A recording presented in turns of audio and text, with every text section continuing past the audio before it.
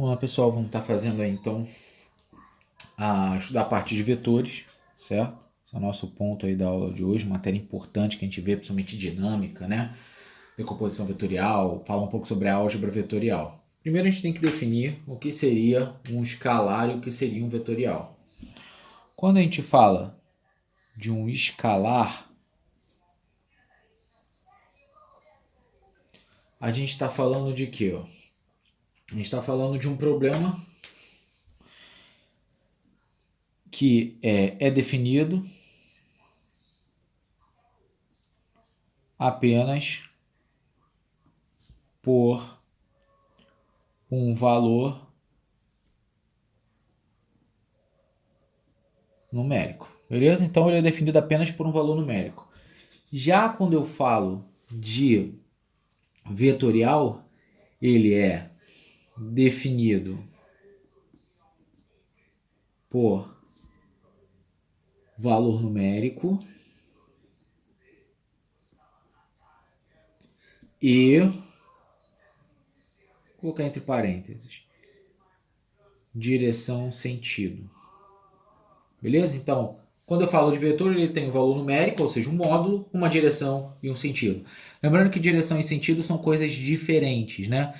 Direção é uma reta e sentido é se eu estou indo para a esquerda ou para a direita em cima da mesma reta, por exemplo. Quando eu falo, por exemplo, de uma grandeza escalar, eu estou falando de tempo, temperatura, energia. Quando eu falo de uma grandeza vetorial, eu estou falando de velocidade, aceleração, força. Força é uma grandeza vetorial importante, tá certo? Então conseguimos aí perceber o que seria essas duas grandezas. Então, reforçando, eu tenho módulo como sendo o comprimento do vetor, certo? Vou colocar aqui em verde. Então eu tenho o módulo, ele é o comprimento do vetor. Eu tenho direção. Quando eu falo de direção, eu estou falando de reta, ou seja, vertical, horizontal. Aqui são exemplos. Beleza? Ou ainda ele tem um sentido. Tem que ter os três, certo? Quando eu falo de sentido, estou falando para cima, para baixo, para a direita, para a esquerda. Então isso aí que eu estou falando quando eu trabalho com sentido. Então o vetor ele sempre tem essas três: módulo, direção e sentido. Então vamos falar um pouquinho sobre adição vetorial.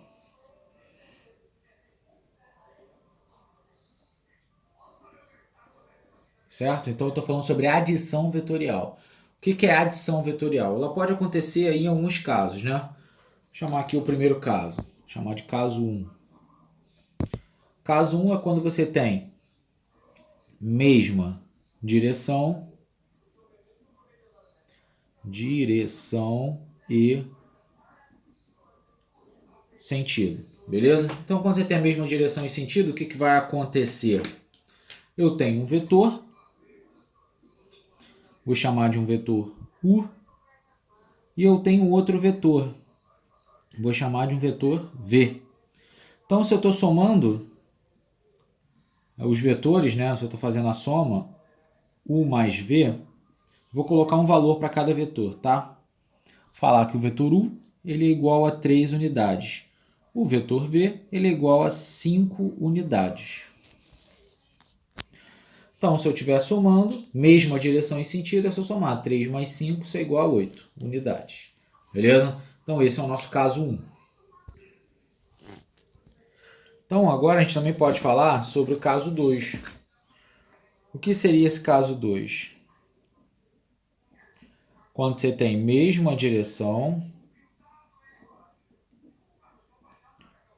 com sentidos, certo? Contrários. Então, mesma direção com sentidos contrários. Como acontece isso? Eu tenho o vetor U, tenho o vetor V. Tá vendo que eles são paralelos? Vou falar que o vetor U ele tem 6 unidades e o vetor V ele tem 10 unidades. 10 unidades. Então, se eu quiser fazer a soma, V menos U, isso vai ser igual a 10 menos 6, que é igual a 4 unidades. Então, o vetor resultante tem o valor de 4 unidades. Então, é só pegar a diferença, né? Se eu quisesse representar, o meu vetor criado ele seria esse pequenininho vermelho. Nesse caso aqui, eu teria que somar esses dois vetores, né? Então, ficaria um vetorzão grandão. Beleza? Tranquilo. Temos ainda algumas relações que têm direções diferentes, que a gente vai estar trabalhando um pouco mais à frente, tá? Quando a gente trabalha com vetores perpendiculares, que a gente vai estar falando algumas relações e envolvendo as regras. Agora a gente vai entrar na regra da soma. Então, quando a gente fala da regra da soma, a gente lembra, a primeira coisa aí seria justamente a regra que a gente chama de paralelepípedo, ou paralelograma. Certo? O que seria a regra do paralelogramo? Paralelogramo. É porque forma um paralelogramo, né? Eu tenho ali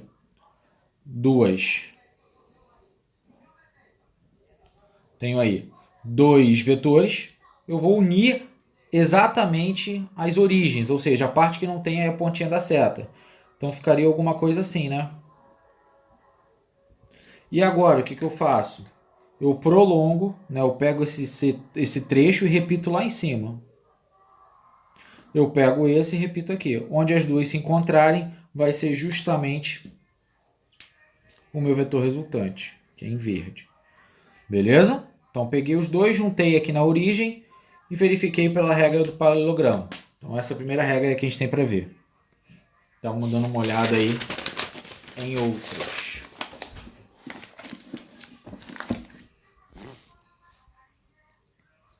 Vamos lá, continuando. A gente também pode estar falando sobre a regra do polígono.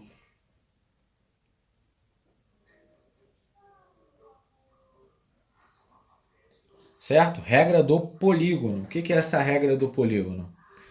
A gente vai colocar, eu tenho dois vetorizinhos, ó. Ao invés agora da gente unir as suas origens, a gente vai estar ligando a extremidade de um na origem do outro. Então vai ficar justamente isso aqui. E agora, quem é o vetor resultante? É só a gente traçar do início ao fim. Fazer desse jeito o paralelograma é a mesma coisa, só que um você liga as origens, traça as paralelas e ponto de encontro, que é direto. Juntou a origem de um na extremidade do outro e fez a união entre a extremidade que sobra com a origem que sobrou. Beleza? Essa é a regra do polígono. Quando você tem vetores perpendiculares,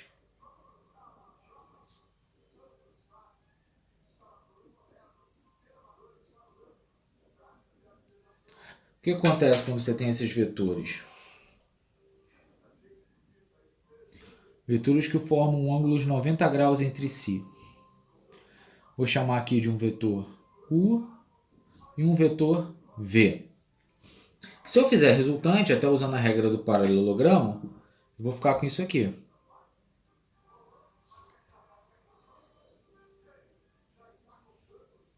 Se eu unir isso, eu tenho aqui justamente o nosso vetor resultante. Beleza? Consigo perceber que isso aí trata-se de um Pitágoras, né? Aqui eu também vou ter um ângulo de 90 graus, então eu posso falar que o meu vetor resultante ele é igual a U ao quadrado mais V ao quadrado. Pode chamar de AB também, ou qualquer outra letra. Importante é você saber que isso aqui a gente está resolvendo a partir de um Pitágoras. Beleza, galera? Então vamos dar uma olhada agora na nossa subtração vetorial. Bastante coisa aí.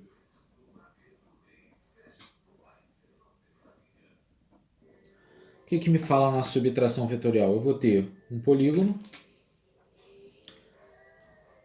liguei ele nas origens, né, os dois vetores, e eu vou traçar justamente, se for A menos B, vou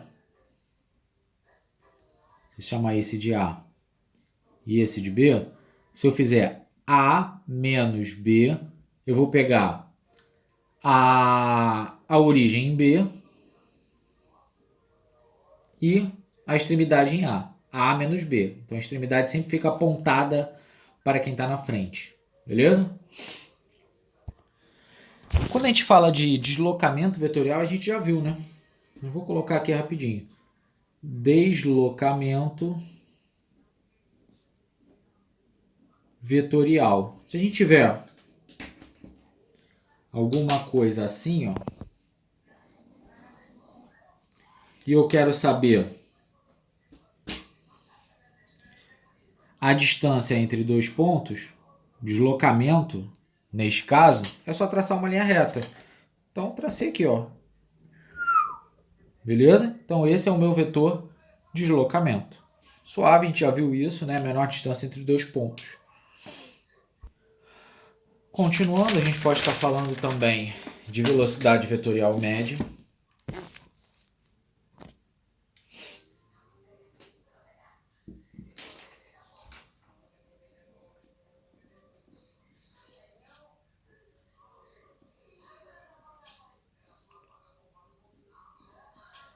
Certo? O que é a minha velocidade vetorial média? Ela é justamente o deslocamento, que é uma grandeza vetorial, dividido pelo ΔT, certo? Então, a gente pegou lá o deslocamento vetorial. Lembrando que a gente tem que colocar essa setinha. Até bom que lá eu não coloquei, já coloquem aí. Tem que ter essa setinha porque eu estou falando de um valor vetorial. Beleza? Então é só usar essa expressão para calcular a velocidade vetorial média. Quando a gente fala de velocidade vetorial instantânea, né, o vetor velocidade instantânea, ele é um valor infinitesimal em relação ao tempo. Ou seja, ele é um valor muito pequenininho, a gente não consegue medir. Ele é um valor que tem dimensões tão pequenas que a gente praticamente a desconsidera. Por que ele tem dimensões pequenas? Porque a gente está falando justamente de um intervalo de tempo muito pequeno. Então, o vetor velocidade instantânea é quando você tem um ΔT muito pequeno, tá certo? Ou seja, é no momento da medida. Então, como funcionaria isso? Vamos lá. Vetor velocidade instantânea.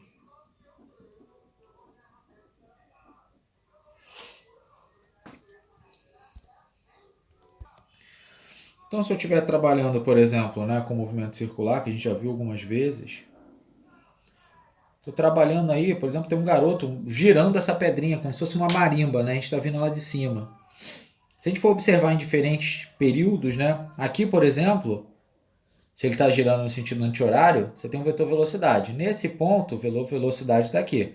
Nesse ponto, o vetor velocidade está aqui. Então, tá vendo que ele está mudando? São velocidades instantâneas, né? No momento. Mediu aqui é a velocidade nesse momento. Outra coisa aí que a gente tem para falar seria a aceleração vetorial média, né? Que é a nossa A com setinha. O que é essa aceleração vetorial média? Parece com a outra, né? Esse Azinho vai ser o quê? O nosso ΔV, a variação da velocidade vetorial dividido pelo tempo. Parecido com o que a gente já viu de aceleração média, certo? Outra coisa que a gente tem que falar, não adianta, é do vetor aceleração. O vetor aceleração tem que ter um cuidado importante com ele.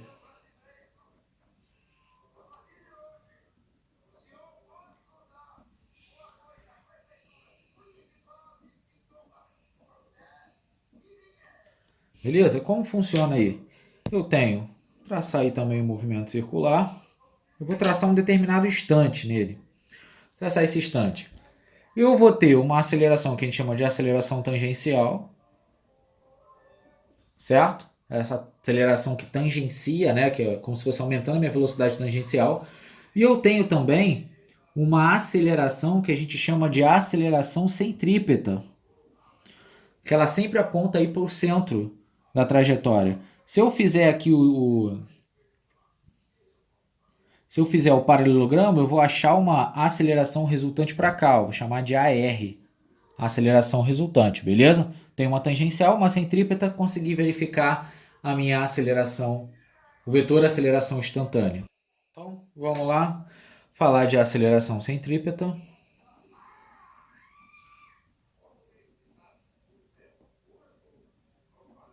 Certo?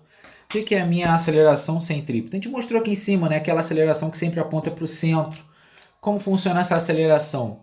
Tem uma formulazinha, né? A aceleração centrípeta, ela vai ser igual, vou colocar ali módulo, ela vai ser igual a velocidade ao quadrado sobre r. Ou seja, velocidade que ela apresenta, o corpo apresenta, dividido pelo raio. Beleza?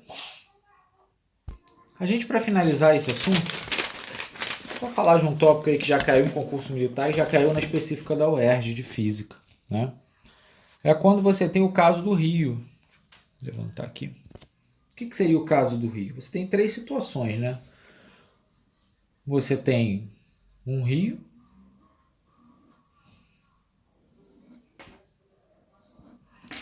você tem um barco,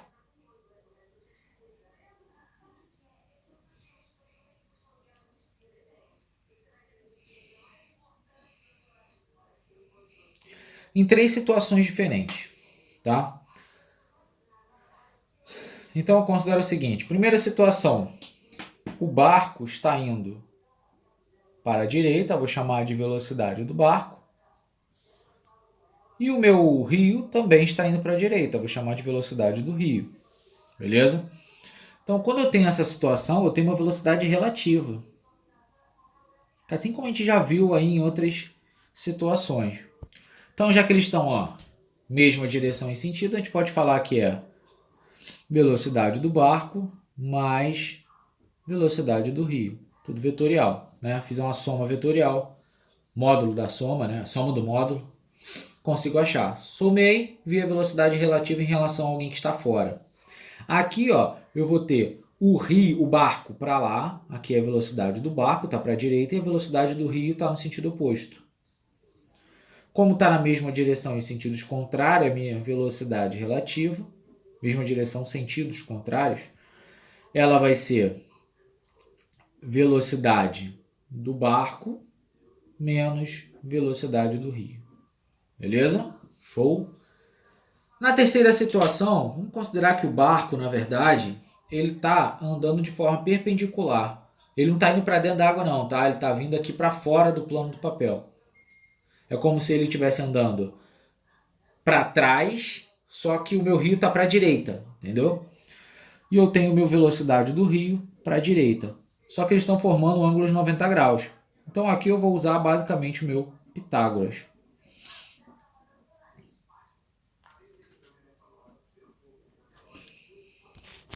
Estou usando o meu Pitágoras para poder determinar. Beleza? Caso importante, já caiu algumas vezes. E a gente vai estar fazendo, obviamente, eu peço desculpa, a próxima aula sem falta a gente faz em live. Show, que eu estou um tempinho sem fazer, eu estou com pane na internet. Mas já pedi aí para reconfigurar. Bom retorno a todos aí.